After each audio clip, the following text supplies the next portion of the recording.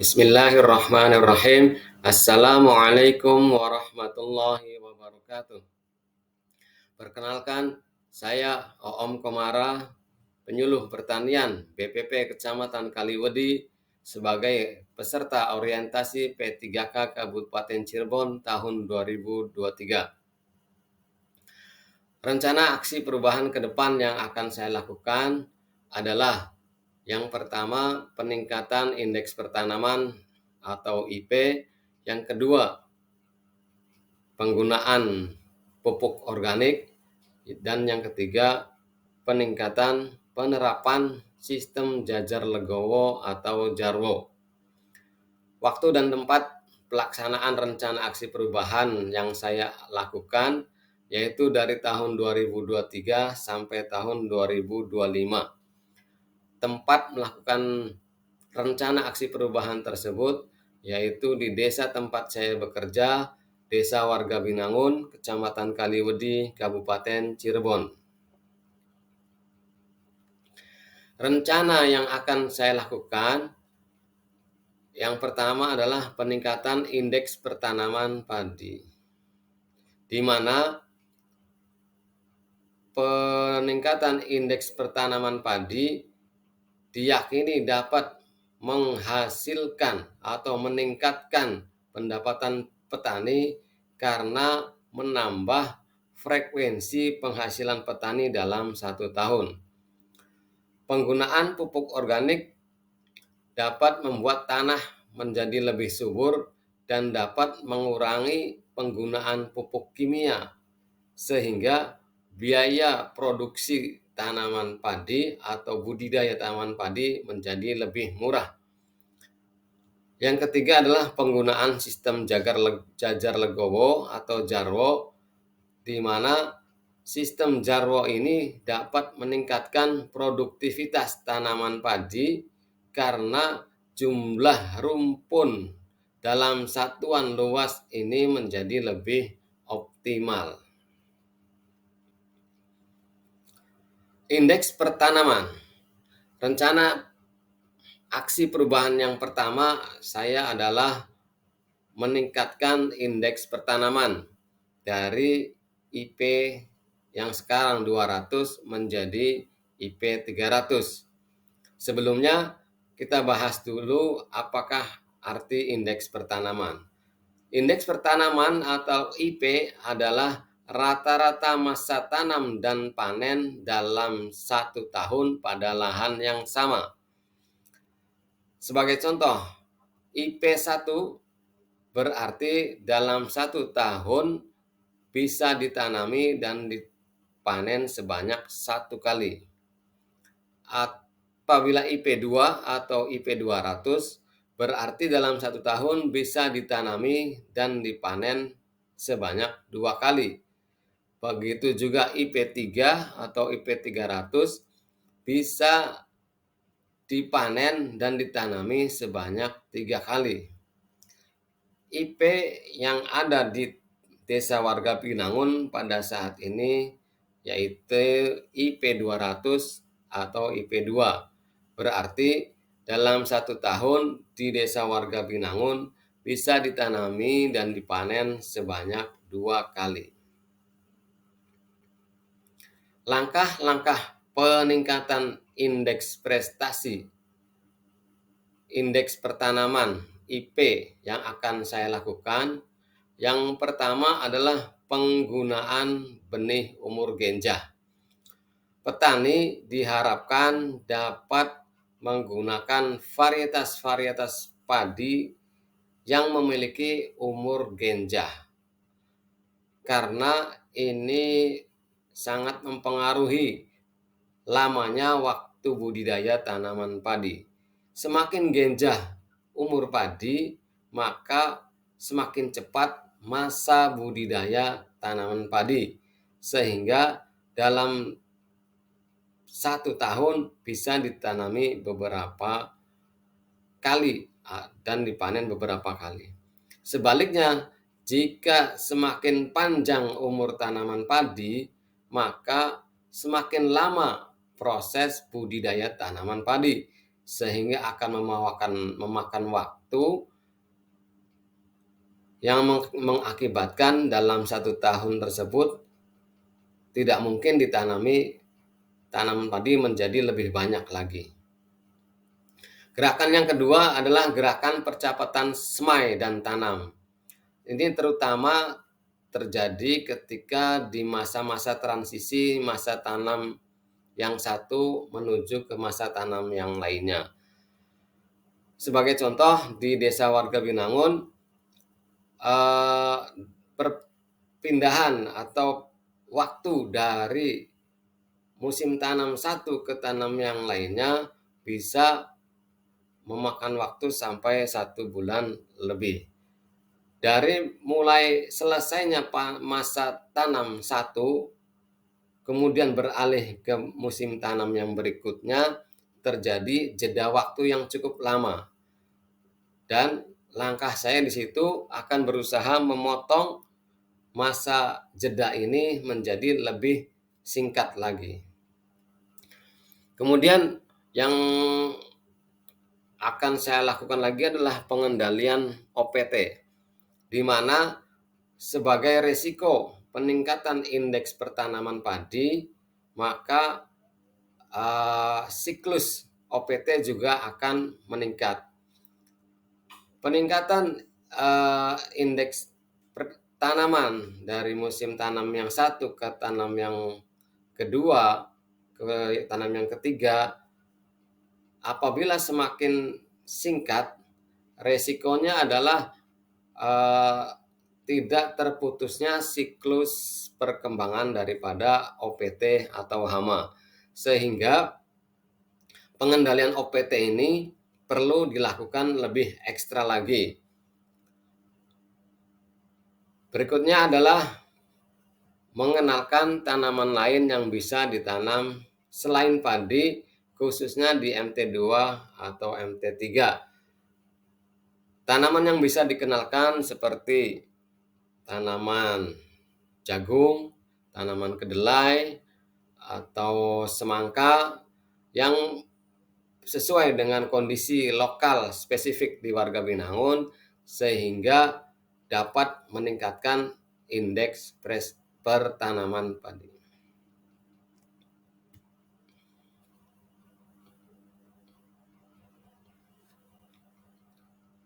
Rencana aksi perubahan ke depannya lagi yang akan saya lakukan adalah peningkatan penggunaan pupuk organik. Pupuk organik adalah jenis pupuk yang berasal dari bahan-bahan alami yang mengandung bahan organik seperti bahan yang berasal dari tumbuhan, berasal dari hewan, atau limbah organik lainnya. Pupuk organik secara alami mengandung nutrisi esensial bagi tanaman seperti nitrogen, fosfor, kalium, mikronutrisi, dan bahan organik lainnya yang bermanfaat. Nah, langkah-langkah yang akan saya terapkan dalam meningkatkan penggunaan pupuk organik yaitu yang pertama, meningkatkan kesadaran petani akan manfaat dari pupuk organik itu sendiri. Yang kedua adalah mengkolaborasikan peternak dan petani untuk menerapkan sistem integrasi pertanian. Di desa warga Binangun, Kecamatan Kaliwedi, Kabupaten Cirebon, banyak petani yang juga berprofesi sebagai peternak, di mana para petani juga memiliki ternak domba. Tetapi potensi pemanfaatan kotoran ternak domba masih belum optimal. Sehingga saya tergerak untuk menerapkan sistem integrasi pertanian di mana sistem atau sisa atau kotoran hewan yang dihasilkan dari usaha peternak itu bisa diolah menjadi pupuk organik dan dimanfaatkan untuk sawah. Sebaliknya, sisa hasil panen seperti jerami padi bisa diolah dan dimanfaatkan sebagai pakan untuk dijadikan pakan domba. Langkah yang ketiga adalah membimbing petani untuk membuat pupuk organik dari kotoran hewan. Jelas, ketersediaan kotoran hewan, khususnya kotoran domba, sangat melimpah, tetapi belum digunakan secara optimal. Petani hanya menumpuk kotoran hewan ini di bawah kandangnya dan membiarkan lapuk secara alami yang memakan waktu cukup lama. Sehingga saya berpikir untuk dapat menerapkan teknologi tertentu yang dapat mengolah kotoran hewan, khususnya kotoran domba ini menjadi pupuk organik. Rencana aksi perubahan yang ketiga yang akan saya lakukan ke depan adalah penggunaan sistem jajar legowo di lahan petani. Legowo berasal dari bahasa Jawa yaitu lego dan dowo, di mana lego berarti luas dan dowo berarti panjang. Beberapa peneliti melaporkan bahwa rumpun padi yang berada di barisan pinggir mempunyai potensi hasil yang lebih tinggi 1,5 sampai 2 kali daripada rumpun yang berada di dalam.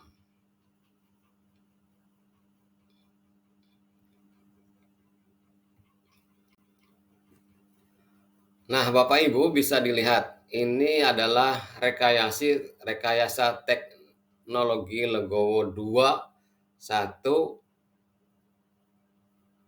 yang dikatakan bisa meningkatkan jumlah rumpun dalam satuan luas dibandingkan dengan menggunakan sistem biasa.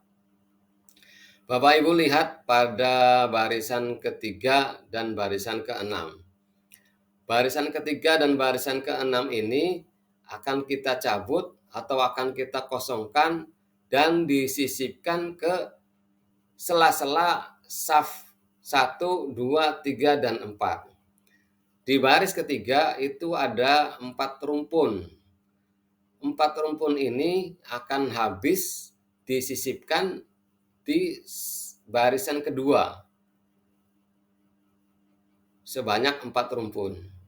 Kemudian di baris ke-6 juga akan habis diambil 4-4-nya dan dimasukkan atau disisipkan ke sela-sela jarak baris atau saf yang ke-5. Dan akan habis di baris ke-5. Jadi di baris pertama dan baris ke-4 itu masih belum tersisipi. Dari mana mengambil rumpunnya? Ternyata diambil dari luar areal tersebut. Sebanyak 4 untuk baris pertama dan 4 lagi untuk baris ke-5.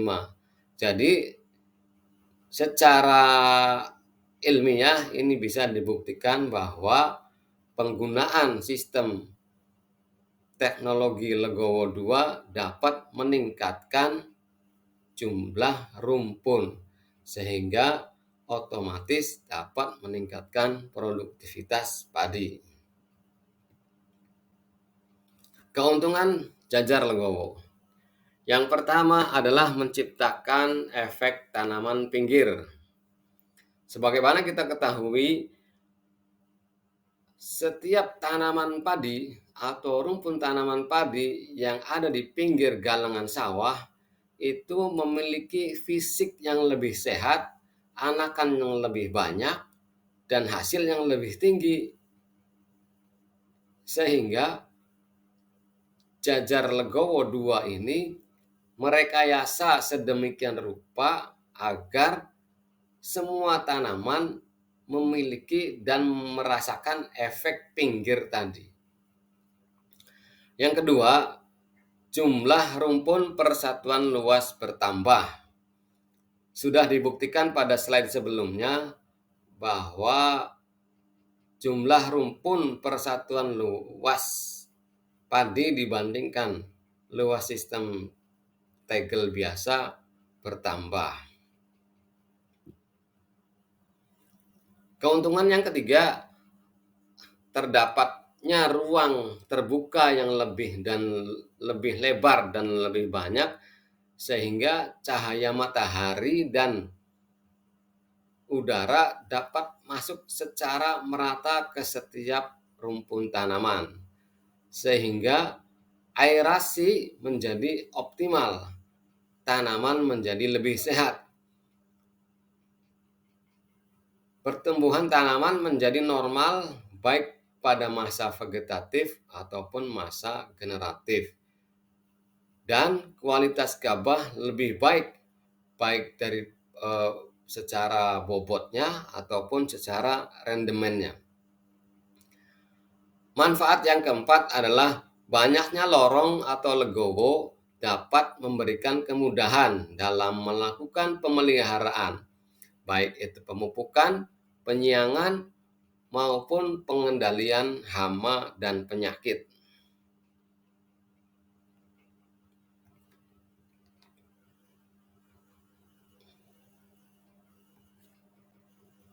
Nah, langkah-langkah yang saya akan lakukan dalam meningkatkan penggunaan atau penerapan jajar legowo adalah yang pertama, meningkatkan pengetahuan petani terhadap manfaat jajar legowo. Yang kedua adalah menerapkan demplot jajar legowo di lahan petani. Petani sudah mengetahui informasi ini dari dulu, tapi belum menerapkannya. Oleh karena itu, akan diterapkan demplot di lahan petani langsung, agar petani dapat langsung merasakan baik buruknya, kurang lebihnya, keuntungannya dari sistem jajar legowo. Kemudian yang ketiga adalah pembentukan grup atau kelompok tanam khusus yang menangani jajar legowo. Bapak Ibu yang saya hormati, pembentukan penerapan sistem jajar legowo, terutama pada waktu proses penanaman padi, memerlukan waktu yang lebih lama. Biasanya dalam satu bau selesai 2 jam atau 3 jam, tetapi dengan menerapkan sistem jajar legowo akan membutuhkan waktu yang lebih lama. Sehingga perlu dibentuk kelompok tanam yang khusus menangani ini. Karena tidak semua kelompok tanam mau menerapkan sistem jajar legowo karena lama. Mungkin itu saja yang akan saya terapkan dalam rencana aksi perubahan ke depan. Kurang lebihnya mohon maaf. Wassalamualaikum warahmatullahi wabarakatuh.